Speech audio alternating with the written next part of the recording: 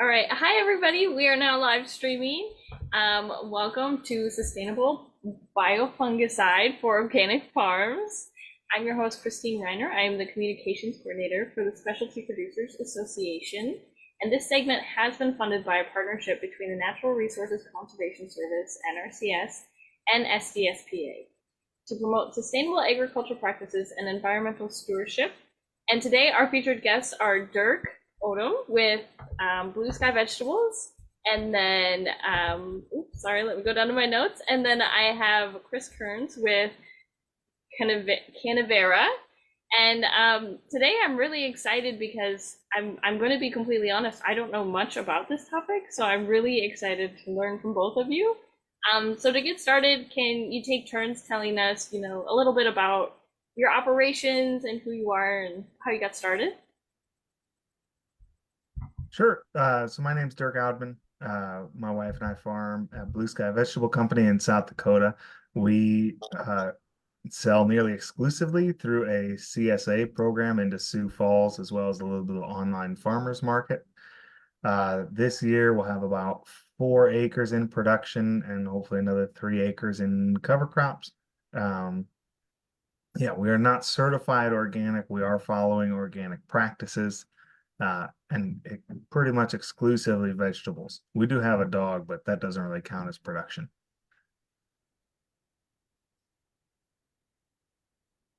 Hey, can you hear me? Hi, I'm Chris Kearns, and I farm in a little bit north of Milwaukee in West Bend, Wisconsin. So I do a couple different product lines. So we do chicken, eggs. I grow hemp for CBD. We do different types of wild foraged tinctures like functional mushroom tinctures, herbal tinctures, and we do a little bit of produce as well. Started farming in 2019, and we've slowly adopted as many organic growing practices as possible. So we had a partner farm for a number of years. We were certified organic through them. So we're actually looking to get our own certification possibly this season. But we try to do everything we can to do or grow organically, and then we minimize the amount of inputs we have. So that kind of tailors into making our own fertilizers and having our own pest management that involves using organic natural methods, things that are really cheap and available that you can even do right on your farm. So any way we can find a way to do something ourselves where we don't have to run to the store and buy something, that's the option we generally look for. Mm-hmm. I respect that. That's very respectful practice. So, how did you kind of get connected, you two? Can you share that story? Yeah, well, I don't know. Peggy sent me Chris's information and said, "Hey, you should talk to Chris about his project." And so I called Chris and I talked to him about his project. So, That's awesome. Yeah. Well, I like the straightforward answer. Thank you for that. So I guess what is biofungicides? And Chris, you said that you can kind of find resourceful things. How would one start that process? Yeah, so we actually came up with this idea over, it was a couple of years. So we would always get a lot of fungal diseases during the middle of summer. Typically in July, we get a lot of rain, and with a lot of rain and moisture and heat, you get a lot of fungal disease. So we would lose crops to diseases, and it became a problem. And we did everything from asking our local extension office, asking other farmers what to use, and they'd usually recommend that we get something that's off the shelf. So if you're doing organic, the go-to product was this thing called Zerotol. It's very expensive, and I can't remember the exact ingredients, but it's mainly hydrogen peroxide, and I think some type of something that helps it adhere to the plant. So, you're looking at a couple $100, if not more, if you're every time you apply it, or maybe a little bit less. I think it's $100 and something per gallon, and you need a gallon every 3 or 4 weeks. So it was really expensive. And the idea there is that, use hydrogen peroxide to kill anything that's on the plants. We found it to be not very effective. So you're spending a lot of money. You're not really getting much result from it. And, it was the problem kept getting worse every year. So we tried to figure out what we can actually do to fix this. So, it was in the year or the summer of 2021 where we were facing this problem again. And I'm like, okay, I know what happens. We're going to get some moisture in July and we're going to get diseases that start wiping out crops, and all we can do is sit and watch. And we've been putting a lot into our nutrient management. So, we were feeding fish fertilizer every week. We were doing compost teas from a well-managed compost pile. And we did a lot of Korean natural farming as well. So I was looking around the farm thinking, all right, well, what's not getting sick? What's not getting the diseases? And I noticed that a lot of our herb plots, some of them are culinary herbs, some of them are herbs that we use in tinctures. They weren't getting any diseases.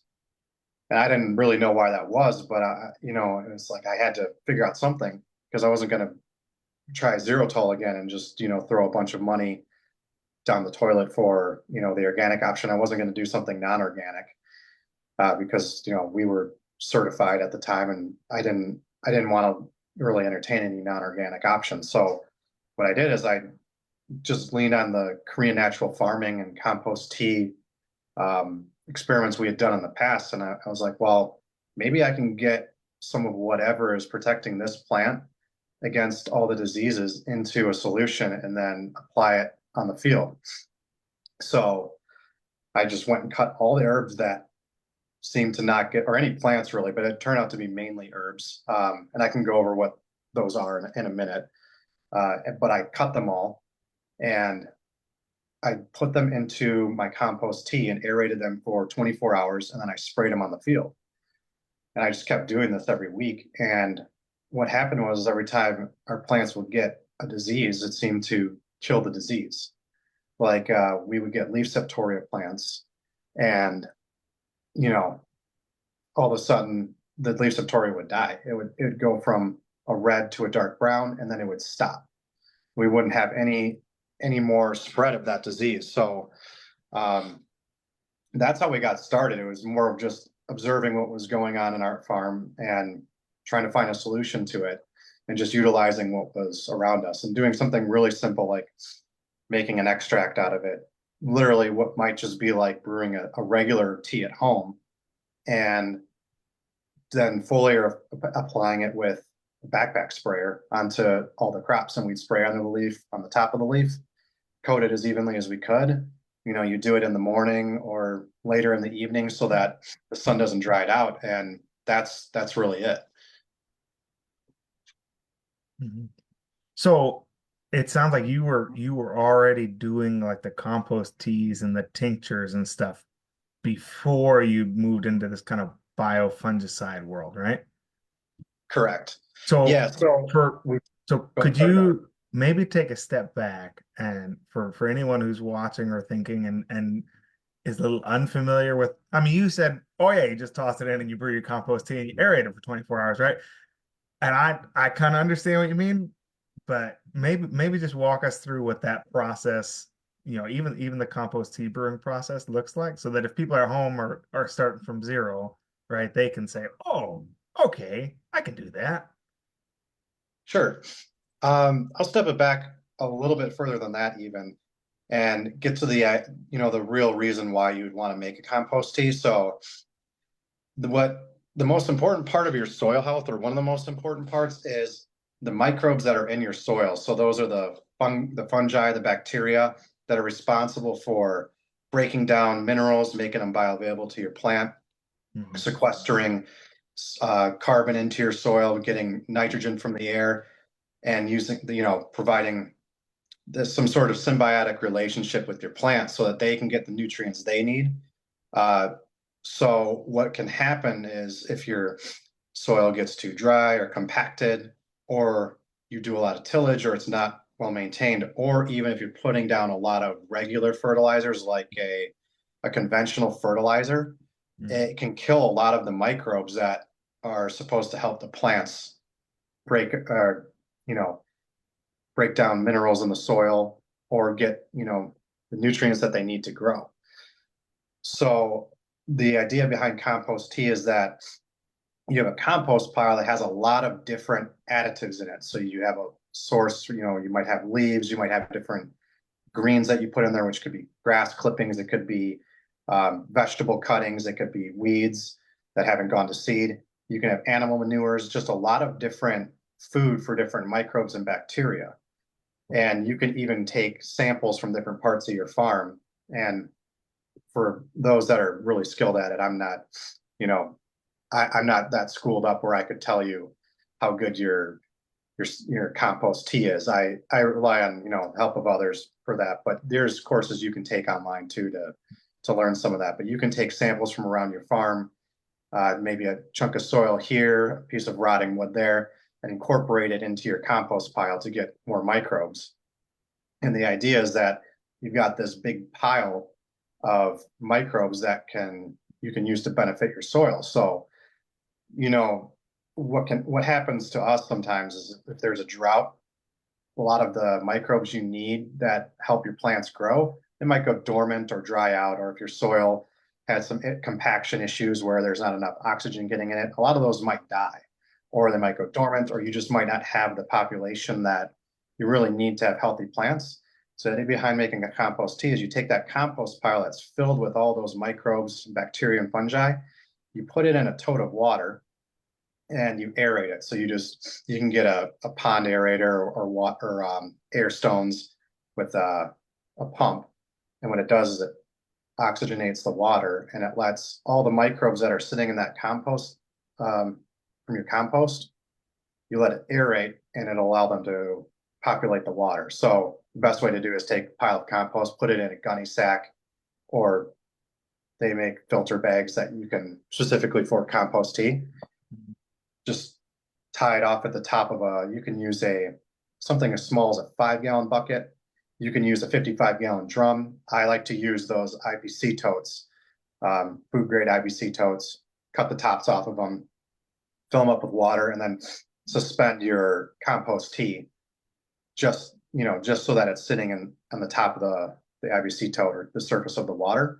And then you aerate it anywhere from 24 to 72 hours. And the idea is you can check it. You can look at your water under a microscope and see if there's more microbes in it than when you started. And then you take that solution, you can spray it on either drench your soil, which will help bring some of those microbes back into your soil. You're not necessarily going to change the amount of total microbes in your soil because there's so many microbes in the soil. You're really just trying to introduce more diversity, whereas some of the diversity might be dormant, or you might not have enough of an ecosystem there to support them. And the idea is to help restore that ecosystem, not necessarily that you're trying to inoculate your whole field with a lot of microbes. You're just trying to put species back into your soil. And it's best to put it close to the root zone, or you can even spray it on the leaf of the plant if you're looking to do things like where we're trying to prevent diseases. So that's the idea behind compost tea.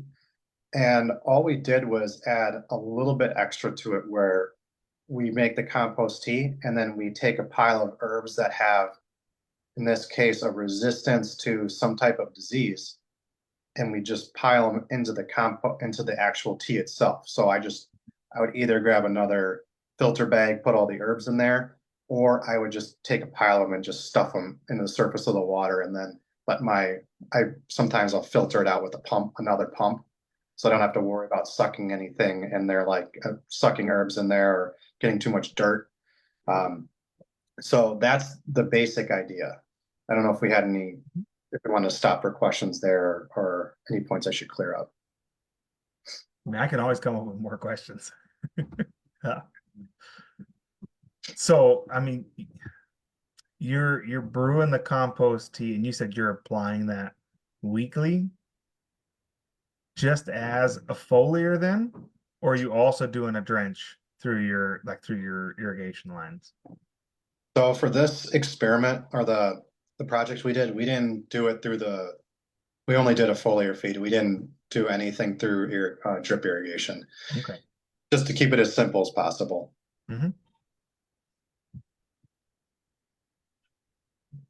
question here. And you said for the foliar application, you're just doing like a backpack sprayer, so not like a special nozzle or anything like that. So for the project, what we did is we'd already done it with backpack sprayers. And, the problem with backpack sprayers is they break a lot. So we wanted to see if we could scale this up to anything from a quarter acre to, a couple dozen acres. So what we did is part of the project is we got a larger sprayer unit. So it's kind of like a chemical sprayer. And we got a diaphragm pump on it. So a diaphragm pump, it doesn't have any motors or blades that spin. So it's not going to kill any of the biology that's in your solution. So what we did is we brewed the compost tea, and then in this one we did a 55-gallon drum, and then I just put a sump pump in the bottom of it, pumped it into the sprayer unit. So just the chemical sprayer has a 50 or no, like a 20 or 30-gallon drum on it. And so I fill that up, and then we put it on the front of the tractor. These things have long hoses on them. You could put it on the back of a UTV or an ATV, or even have it sit stationary in your field. And it allows you to do a fine mist. So we opted to do a really fine mist just to make sure it coated everything really even.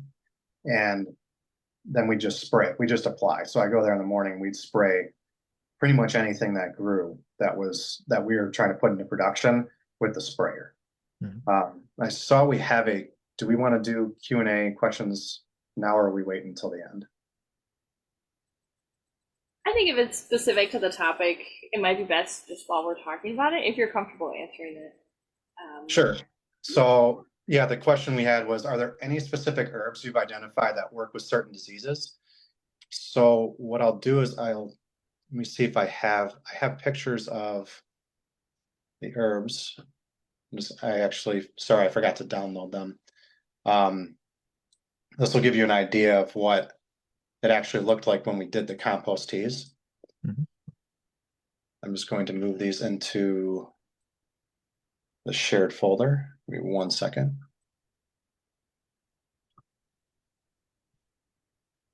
Okay.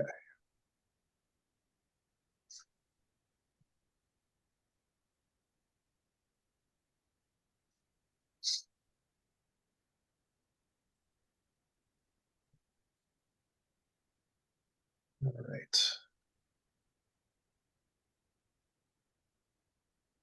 So the herbs that we found that work the best, this is just a picture, excuse me, of the types of herbs that we would cut.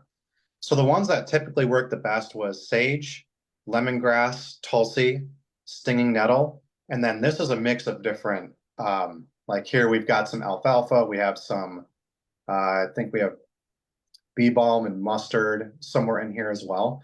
So, I wasn't too particular on the exact herbs. I just picked the ones that were disease resistant, but those first ones I listed being sage, lemongrass, was it sage, lemongrass, and tulsi, and stinging nettle were particularly good.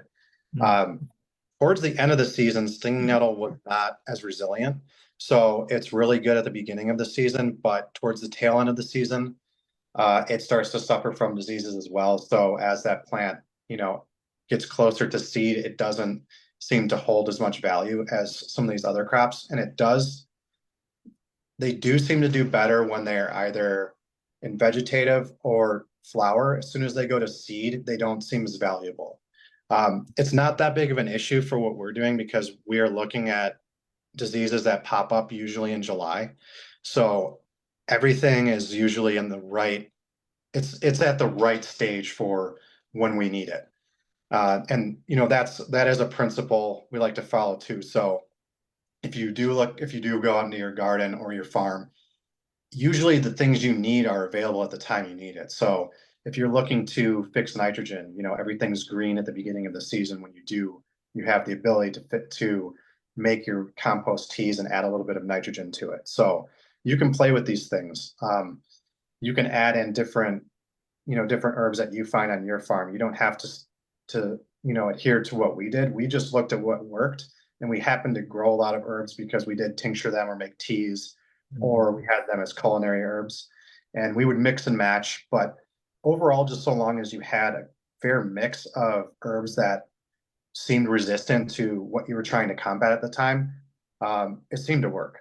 So, this was our mix. And then what I can do here is I'll show you another picture of how it actually looks when we put it all together. Sorry, we'll wait on that picture. So this is the herbs in the IVC tote. So as you can see, the water's already kind of brown. It was brewed with compost tea, but this is where I didn't even put it in a filter bag. I just threw it right into the tote and let it brew with the compost tea. And as you can see, this is what it looked like the next day. So you weren't macerating it or crushing it or anything to release those compounds? Nope, just aerating. So in this tote I have a fairly expensive aerator. I think it's meant for small ponds. So it wasn't cheap, but I started with just the $50 aerators you get off Amazon. And I found that those are more than enough if you're using a 55-gallon drum. They'll definitely do the job. Mm-hmm. So this is just all aeration. And so, the foaming doesn't necessarily mean there's microbial activity, but it's a pretty good indicator that there's something going on. And so the next day we'd usually get something like this. If it's middle of summer where, temperatures are pretty warm at night, we will get a lot of activity there. And this will tend to spill over, especially if there's a bag of compost in there too. Mm. And at this point, we would, filter it out as best we could. I'd usually put a sump pump at the bottom of the tote, and then I'd pump it into the tote next to it.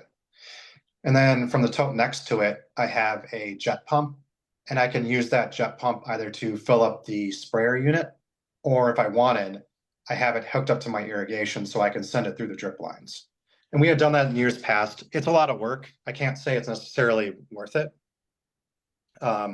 Maybe at the beginning of the season. I think for compost teas, you get the most benefit for starting seedlings and then when you initially plant, because you have so much control over that root zone, where it's kind of like before I was saying, you're not going to increase the amount of microbes in your soil any noticeable amount just by drenching your field in it. But if you do these things when you're say have a tray of seedlings, what I like to do is I'll dunk them in compost tea before I plant them. And then I will, either do a drench or a foliar spray compost teas and these herbal solutions right when they're planted, because you have so much control over that root zone. It helps prevent as much shock, when you transplant. You don't get as much transplant shock. The plants seem a little bit happier and healthier, and they have, those microbial associations at a really young age, which is good for plant health. So, those are all things you can play with.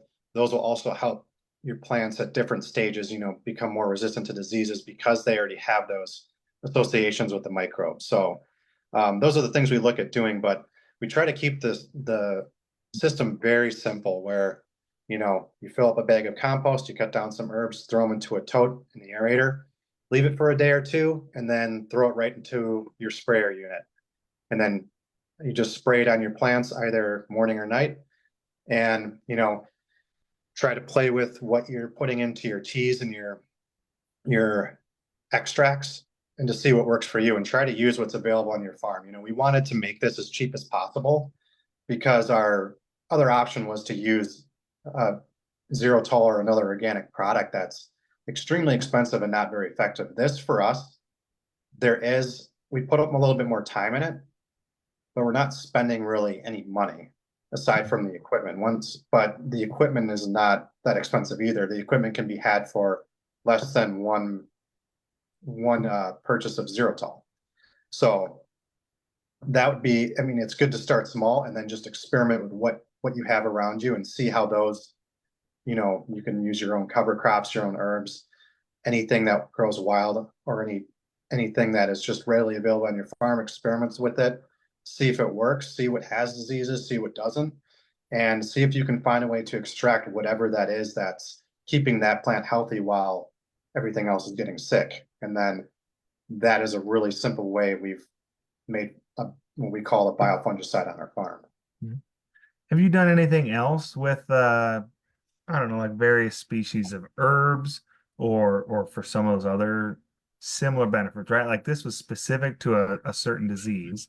Um, but then you said you'd also done some work with Korean natural farming and compost teas. Are there other herbs that you find to be useful, right? As growers are thinking about, well, how could I incorporate this or how could I move towards less inputs? Because let's face it, less inputs is always good. Um, I mean, are there particular varieties? I'll be honest, you talk about herbs growing wild, and we live on the prairie, or at least my farm's on the prairie, right? There's not a lot of, I mean, there's a few wild herbs, but mostly it's just wild grasses. We got a lot of grass. And so I'd be curious if you had any recommendations, like if we wanted to plant stuff for this purpose, what you'd think about planting. Yeah, so we're in the early steps of figuring out what works best for what purpose. But in general, if you're going to make an extract, you can do it. What this one was specific for, fungal diseases, but we like to use herbs for nutrient management as well. So it depends on what you're trying to do. Like I don't like to buy fertilizer either. So, the having healthy plants also helps prevent diseases. And you can also substitute some of your fertilizer for what's available on your farm. So if you have grasses, anything that's high in nitrogen can easily be turned into high nitrogen fertilizer.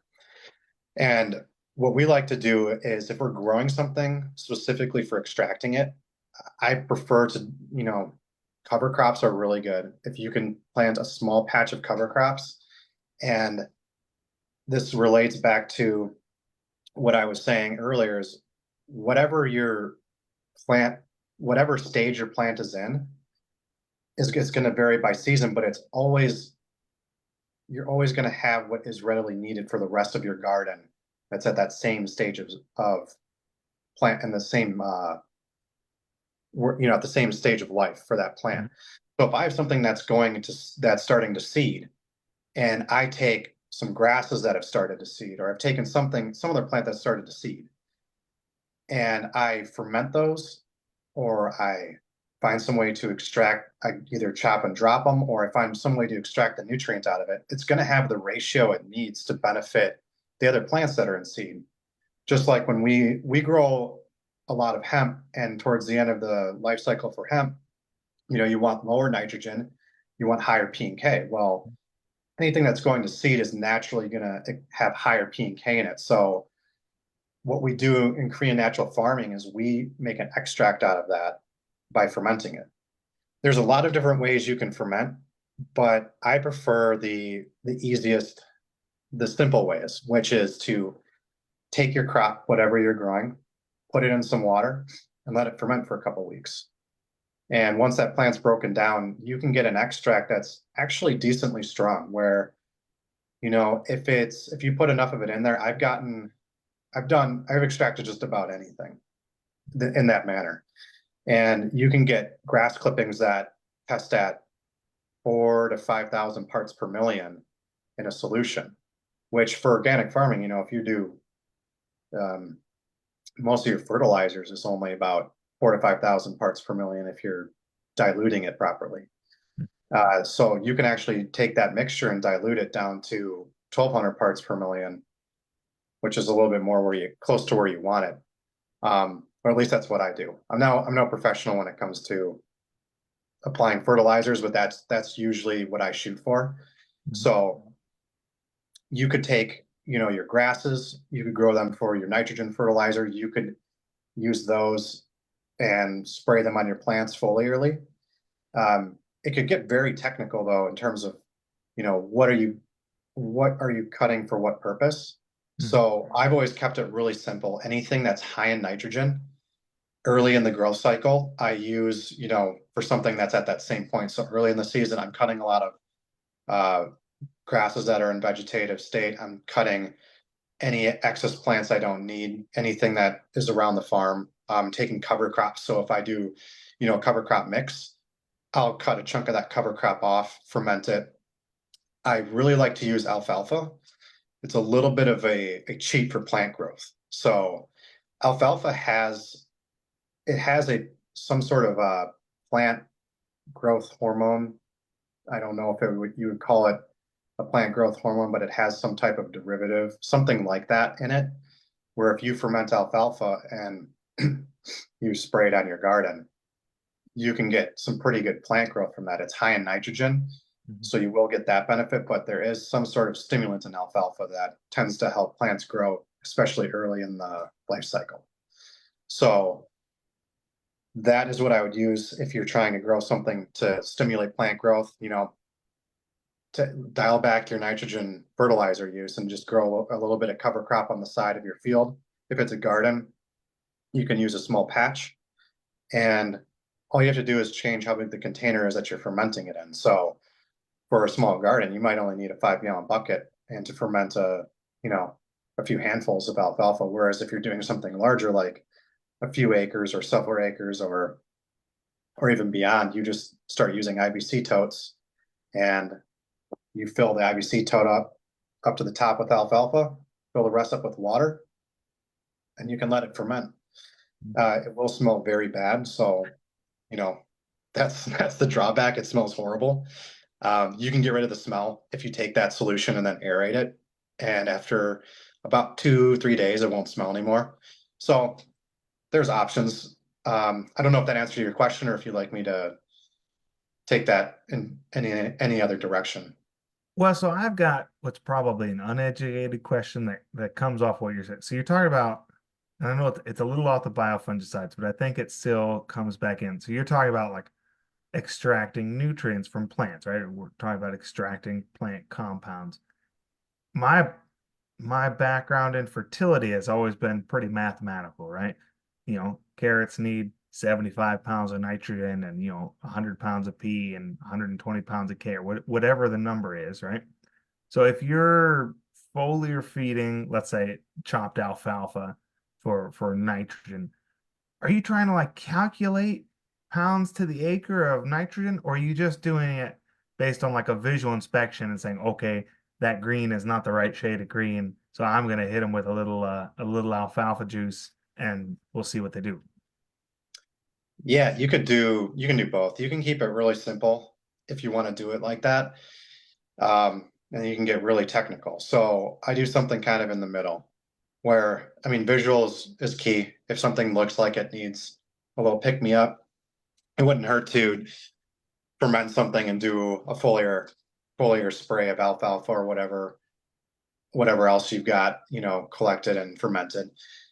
I like to do, I like to calculate my parts per million, which I know some people say maybe that's not the most accurate, but it's a simple way for me to stay consistent. Mhm. And you can just get a meter online. They're maybe $15 off Amazon, um, just a ppm reader. And so I just make sure all my solutions have a ppm of around 1200. And if something's mainly nitrogen based, I assume that most of the ppm is nitrogen. There's a book, actually. Let me see if I have it here. Pretty sure. I'm just paging through this book. I think it's called Gaia's Garden. Mhm.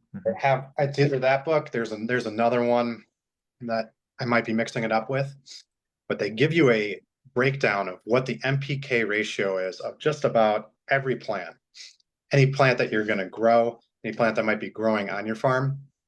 And what I like to do is I measure my ppm and I look at the plant or I look at that guide and I figure out about what my solution is. So if I want a solution that is mainly nitrogen, I look in the book or I cut my alfalfa. I see what alfalfa is at, and I know that roughly my fermented extract is going to be kind of close to that ratio. If it's a 5:1:1 for alfalfa, I can pretty much guess that that ratio is going to be true in the extract as well. So I shoot for 1,200 parts per million if I am doing a drip, through my drip line or a foliar feed. And then you can get really technical and you could go do a plant sap analysis and see exactly where your deficits are, and then you know figure out what plants you need to ferment to get the right ratio. Ferment them, aerate them, test your ppm, dilute if needed, and then spray it on your plants as a foliar feed. So You can get really technical with it if you want. But at the end of the day, these things are supplemental. So if you're applying your nitrogen and all your regular fertilizer, it's not going to necessarily substitute that. You still might need to do some of that. And this is going to be supplemental to help boost your plants during the season. Mm-hmm. So you said earlier that you don't test your stuff with a microscope, but you have people who do, or have people who help you with that. Is that something for your farm, or are you sending that out for tests? Well, that's just specific to my farm. So I used to check myself with a microscope, but I'm not very technical and it takes a long time to learn that. I was lucky enough to run into somebody who is trying to become a soil food web consultant. Mm-hmm. And Soil Food Web is the program run by Dr. Elaine Ingham. She is one of the foremost authorities on compost teas and extracts, and she has a program that she shows basically breaks down how to make compost teas, and then actually look at under a microscope and figure out what kind of biology you have, what might be missing, what might be bad biology that's in your soil or in your tea, and how to manage your compost to make sure you have the right microbes in your soil.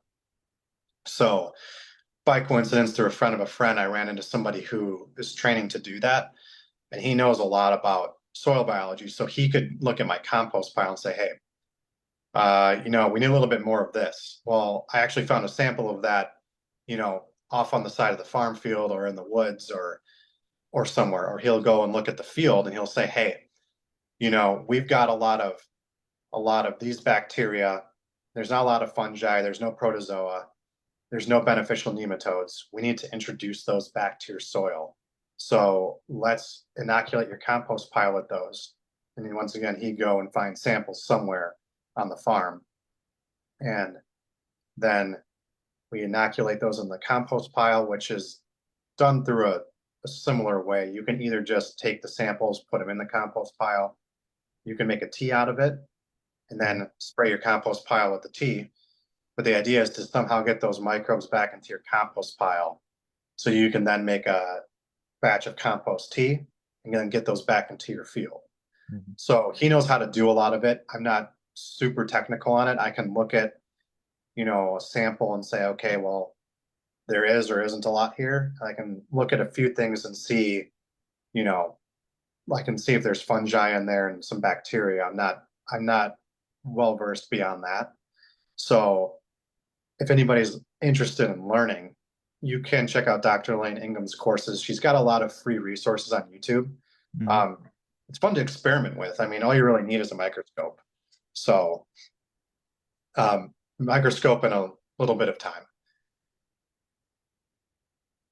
So you had some more field pictures, and I'm really curious about the field pictures and what you wanted us to see in them. Yeah, so I will just pull those up. I'll show you guys how we set up this experiment. So we did, we wanted to have enough samples to make it, we wanted to be able to say it's statistically significant when we start crunching numbers. So you usually need a sample of about 40. So what we did is we took 2 strains of tomatoes. We did a Roma tomato and then a slicer tomato. So one was determinate, the slicer was determinate, and the Romas were indeterminate. Then we just broke them up into 3 groups. One was they're getting the biofungicide. The next one, they were getting a foliar feed of fish fertilizer. So they basically testing to see if we could have just bought fish fertilizer and fertilized them more and they would have done well. And then we did a group where we didn't do anything. Mm-hmm. So this is how we set them up. We put them in rows. I killed off the alfalfa that was in the field with a tarp. So I put the tarp down for a couple of weeks and then I planted cover crop over it. So we just put them into, I think, 2 feet on center, 4 rows, 2 feet on center, 4 feet between rows, and then just put a drip line right over the tomato. So it looks like that. This is what it looked like in the field. So we had our rows here. All the way to the left was the determinants. And then the 2 with the post was the Roma indeterminate tomatoes. This over here was a test crop for hemp. So we were testing cover crops and straw cover, inoculating the straw with mushrooms. And then we were testing the cover crop planted at different periods to see how the plants perform. So they were separate from the biofungicide. So the biofungicide was just in this field here. This is just another view. So you can see I killed off the alfalfa here with the tarp, but you can see it just comes right back. So it's very resilient. This is what it looked like further in the season. You can see why doing something like laying down plastic tarp would be highly beneficial. And we're definitely going to do that next year, just because of how difficult it is to manage, having a field of alfalfa right next to your tomatoes. Mhm. So as the season progressed, we trellised them. So the Romas, they got put over a trellis, and then we just put wires along these posts here, and then we just tie them up to the next. We run a line and then tie them up to the next line. This is a picture of our hemp field. So this is what happened when we use this Korean natural farming inputs and this biofungicide. We got it dialed in 2021. So to give you context, these plants are about 8 feet tall, 8 feet wide. We have about an acre field filled with them. This was a previous year where they still did pretty well, but not as well. This is my friend, he's about 6'5". So these plants did really, really well in that system. So I thought I'd just show you, like, that's the potential. Whereas I don't have a field pic of how they were before, but they are about half the size. Mm-hmm. So preventing disease and providing nutrition to your plants with something that's really available, like those fermented extracts, really helps stimulate the biology in the soil and helps your plants grow with, a lot of yield without a lot of monetary input. And then this is a picture again of the different herbs. I think that's all I've got for pictures. Oh, here's some more. Oh, those are the same ones. Here's some more pictures of cut herbs. So this is nettle on the sides here. So as you can see, these don't have any diseases, and they do really well at the beginning of the season. But as the season progressed, we did cut those out. Mm-hmm. Yeah. Nice. So one last thing I wanted to touch on before we leave some time for questions at the end. So this was a SARE project that you did, and I was hoping you could give the people out there a little bit of a talk them through applying for a SARE grant and kind of what some of the guidelines are, and then how you approach the process, right? Because this is, for a lot of growers, right, a great opportunity to try something that they're interested in that they don't necessarily want to put all their own resources into. Yeah.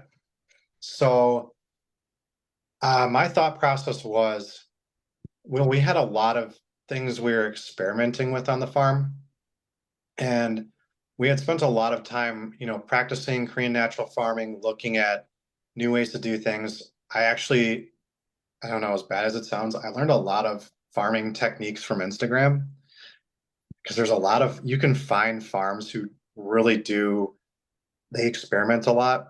They produce really good results, and a lot of them, they'll share all the information for free if you follow them, because for them, they want a follower. They want someone clicking on their page, engaging, getting them that publicity. So they'll actually give you a lot of really good information for free. So, we were pretty up to date with what people were trying. And, we're like, okay, we've got a couple ideas where we'd really like to that we've been experimenting with for a few years that doesn't seem like anybody's done. So I looked at the SARE projects and I said, well, let's see if anybody has done any research on them. So I would just look through the search and I would read as many reports as I could find. And I didn't see anybody doing a biofungicide. I saw a little bit of Korean natural farming, but I didn't see a lot of people doing what we were experimenting with. So I think the first thing is just to have some concept or something you want to test as it relates to something that's part of, sustainable, regenerative, organic agriculture. Have an idea and, make sure you've got a way to structure an experiment around it. So we approach it like, hey, we want to test this solution we've been working on, just spraying our plants with different herbal extract. It seems to work, but it would cost a lot of money for us to do the testing and to do everything the way we want to. So, let's apply for this grant and see if we can come up with a compelling experiment and, excuse me, get over some of the hurdles that we'd have, like where we have to pay for soil testing and tissue sampling and sprayers and labor and collecting and sampling. Like all that stuff takes a lot of time and money. And it's not really, when you're farming, there's 100 things to do, and just experimenting like that takes a lot of time. So it's good that they have grants like this that you can, float them with some cash so you can at least break even on it. And so the way that I approach it is I said, okay, so we have our idea that we want to test. Then just make sure you have a good way of doing experiments. So we just do, basic scientific hypothesis, and make sure you have your test groups done right so that you can actually crunch some numbers on it and figure out if something's working. So that's why when we did our experiment, I have a little bit of background in statistics, not much, but I did work in a position that involved statistics, many years ago at an insurance company. So we were doing a little bit of number crunching. So I knew that, if you're doing an experiment and you're taking sample sizes, 40 is usually the cutoff for making something statistically significant. So that's how I picked my groups. I did groups of 40, and I had a control group where we didn't do anything. I had my group where we were doing our foliar application, and then we did a group where we did what you would normally do if you're in organic farming, or I guess the equivalent, which is just give them some foliar feed fertilizer and see if there's a difference between any of these. And then what we were doing for our variables, or what we were testing, is the health of the plant. So with the tissue sampling, soil health, so we can see, hey, how's the soil health changing throughout the season? And then we would take metrics like just testing Brix. So Brix is how much sugar's in the plant leaf. All you do for that is you get a Brix.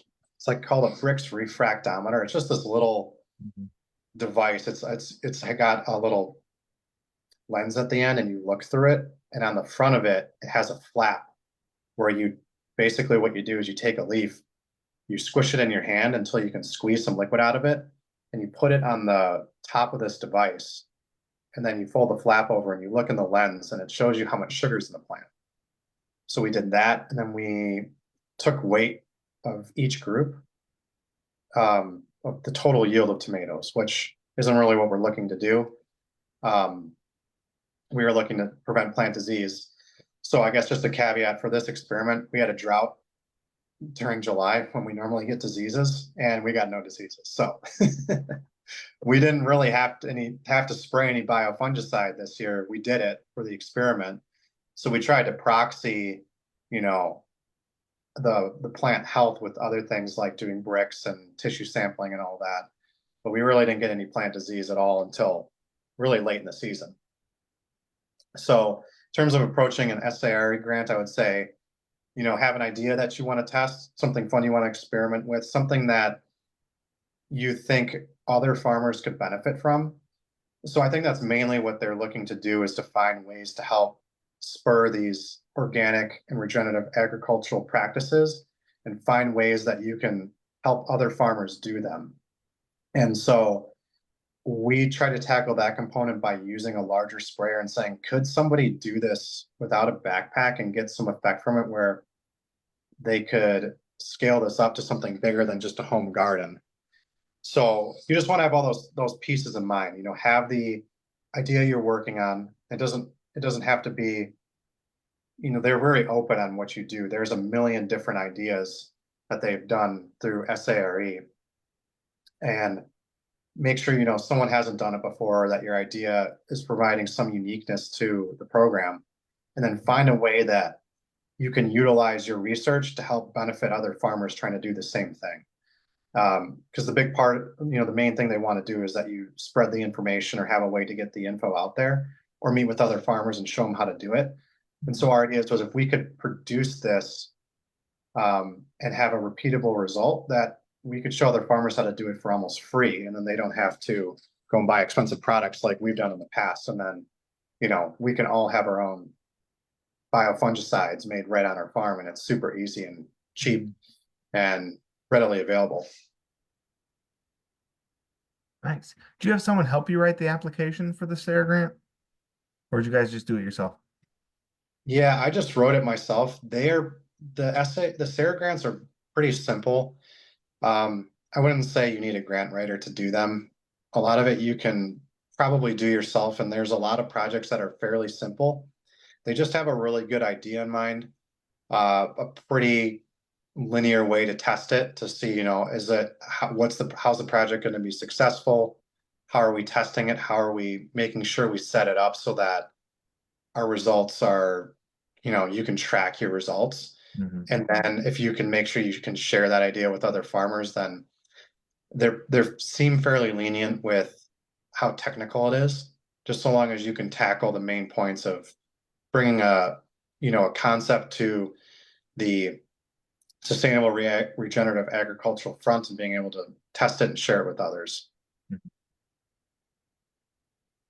So we've got a couple minutes left.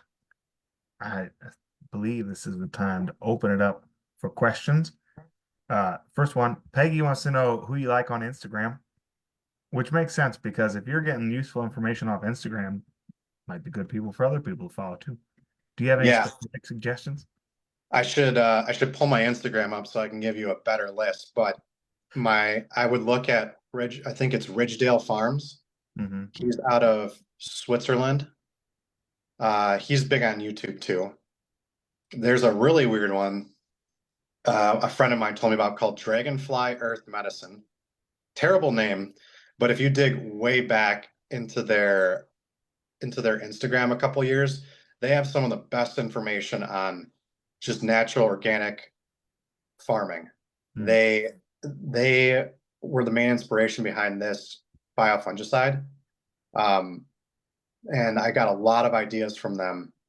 They really they put all their information out there, how they make their different types of teas, how they do compost, how they set up their beds, how they have basically zero inputs aside from what they can get on their farm. And then their yields are crazy. They basically have no plant disease, super high yields. And a lot of what they're doing is, they're farming cannabis, so they're doing that. I'm sure they make a lot of money from that, but they do a lot of courses. They have a lot of vegetables. They have a lot of herbs. They have a mid-sized operation, I would say, in terms of if we're talking about small farms. They farm about 10 acres actively, but they're doing it all with very minimal machinery, almost no inputs outside their own farm. So they do a really good job.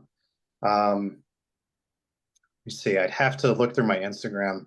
Maybe I can pull that up really quick and see if I can find some good links, but those two for sure.